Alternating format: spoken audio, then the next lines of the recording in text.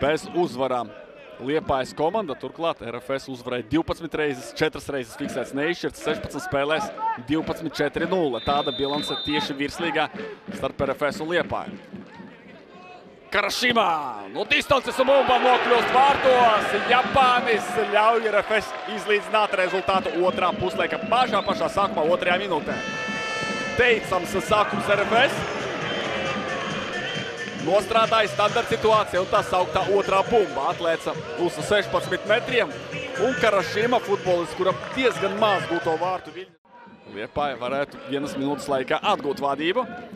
Bez kompromisa futbols. Liepājnieki tagad mazliet ērcīgi par izlaisto vadību. Un tagad Lemaičam jāpanāk 2-1. Tas arī notiek. Darko Lemaičs apgriež spēli kājām gaisā. RFS komanda izgāžas. Aizsardzības centrs Liepājai.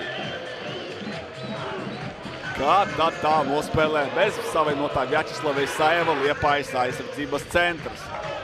Absolūti viens pats paliek Darko Lemaičs, jo aizsargs neizsniedzās līdz bumbai. Feini pieslēdzās malais aizsargs un tur varēja izdarīt rezultatīvu piespēli uz 2-1, bet jau pēc brīža RFS gūtie vārti un briesmīgā Babiča kļūda tagad Ikaunieks. Ja viņš izsistu cauri Simičam, tad domāju, ka bumbu nokļūtu pašā stūrī. Kāda nedroša šī aizsardzība izskatās. Jānis Ikaunieks 3-1. Lūdzu, arī Simičs tiek pazemots. Jānis Ikaunieks un viņa gūtie vārti.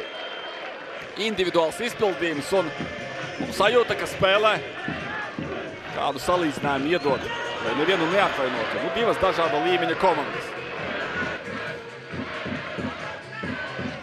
Nezinu, bet varam pateikt kopš seniem futbola laikiem. RFS Rīga 26. aprīlī, jau aprīļa beigās. Parasti esam pieraduši, kad maijā tas notiek. Starp citu, jau šobrīd arī ir iespējams pirkt biļetes arī lielajā stadionā uz spēli pret Rīga. Nu, tur to vietu ir vairāk, bet tik un tā, redzot, ka pieaug interesi tieši arī par RFS mājas spēlēm, kas to lai zina, vai tiks iet pie biļetēm, bet pie vārtu gūma tiek darba rūķis no Gruzijas, Slaša Odišārija.